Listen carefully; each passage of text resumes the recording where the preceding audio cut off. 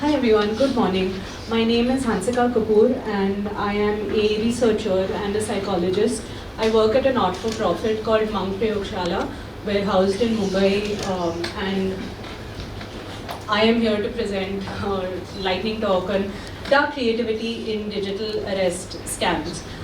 So across the room, has anyone heard of the term dark creativity? Thank you. One out of several is not bad. Two out of several is not bad. Creativity is usually associated with good things, bright things, poets, musicians, artists, and the like. But what I study is how people get, well, good ideas to do bad things. And everyone in this room, I think, can agree that there are a lot of bad things that are going on in the world right now. Now, good really stands for original, effective, task appropriate, all of the components that make up a creative response. Bad, on the other hand, can have a very large range of values. So bad can be thinking of new ways to get paid leave from your employer, for example. Bad can also mean coming up with new original scams. And bad can also mean finding a new way to hide your affair from your partner. Alright? But all of these things are still creative. Now, when we talk about dark creativity, and when you start looking at newer scams or pregnancy job scams or digital arrests, you realize that with growing originality, the harm can also grow as well. So my talk today is really going to analyze how digital arrest scams are, in recent times, the epitome of dark creativity in cybercrime, at least. So we all know it is a scam in which cyber criminals impersonate law enforcement officials. They trick individuals by telling them that they are placed under what is known as a digital arrest, which is a completely made up term. I'm sorry I'm smiling, but as a researcher I find this extremely interesting about at least the person who came up with this term is so evilly creative that I think, again, this is only the researcher in me talking, I'm not a psychopath. So they do trick people into giving them their money, their personal information, and the thing is that the recency of these scams since I think October or November of last year has made these scams even more likely to fool people. In India, we have no dearth of people, right? Scams like these run on numbers. So if we find enough people to fall for something like this, the scamsters are winning. So from the point of view of the bad actor, and I'm really glad that I'm talking after Sanyukta, because you spoke about guilt, you spoke about shame, you spoke about embarrassment. All of these three things are moral emotions.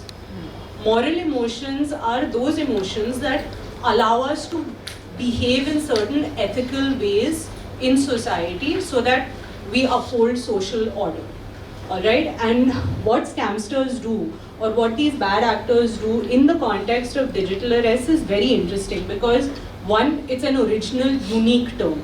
No one has referred to it ever as a type of arrest.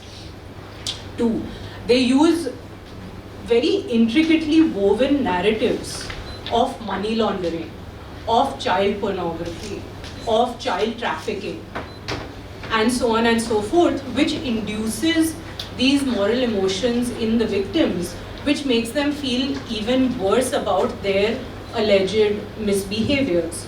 So they use narratives very, very strategically. They induce guilt and shame and embarrassment. They also induce fear. And I saw a poster here, I think, that did speak about the role of fear in misinformation. And fear is a basic emotion. So fear is like happiness, sadness, disgust. It's an evolutionary emotion. When you're scared, you're going to try and do something that is self-protective. The interesting thing is that because these scams are targeted to individuals, the originality of the scam has not been decaying. So think about this. When we conceptualize dark creativity, the prototypical example that is given is of innovative terrorism, 9/11 attacks. Now, using planes as weaponry was advertised to the whole world. Everybody came to know that this is another way to use planes, and therefore everybody was informed. Lekin, in digital arrest or in other scams, targets are individuals, and individuals are embarrassed to speak up. Therefore, the originality of this is not decaying. I was just looking, there were scams obviously reported like 2 days ago as well.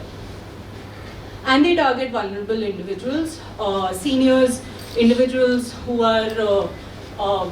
have low digital literacy, low financial literacy, things like that.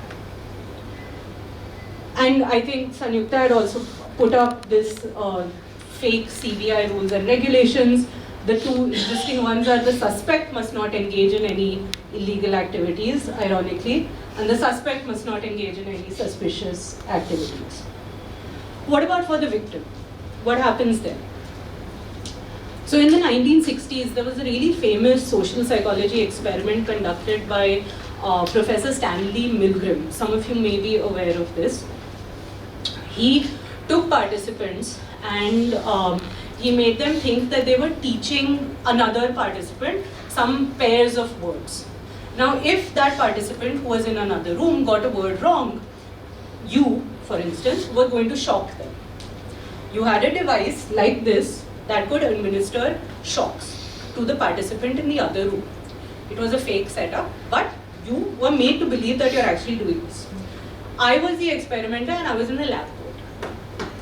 And I was prodding you on to do it. Now, before Milgram actually did this experiment, he asked his colleagues, he asked his other academic students, how many people do you think will actually turn the dial completely and administer a shock so fatal that the person in the other room will die?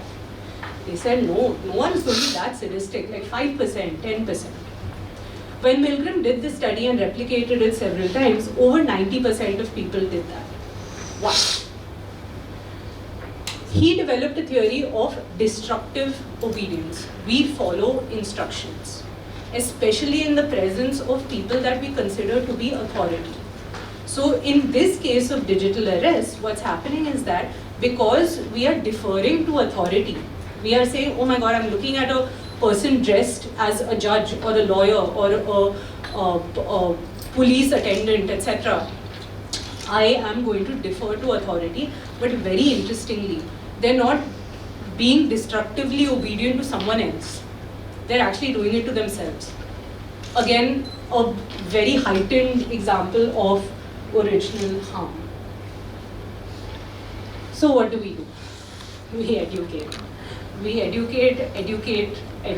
There are so many types of evidence-based policy measures that can be implemented. There are so many evidence-based, and when I say evidence-based, basically they're research-backed. Types of curricula that can be implemented. There are so many women that have been victims of digital arrests, whereas in India, a woman can't be arrested except in the presence of another, without the presence of another female officer, and as far as I know, can't be arrested between 6 p.m. and 6 a.m.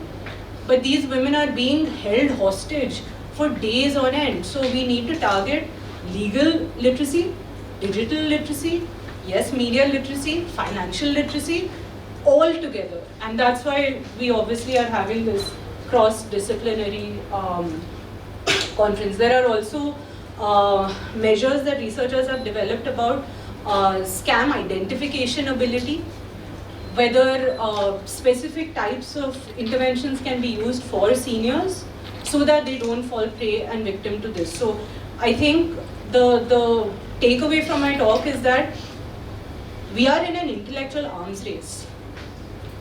Scamsters are going to come up with more original MOs. I think it's also up to us to identify that yes, this dark creativity exists and we need to be a step ahead. Thank you so much.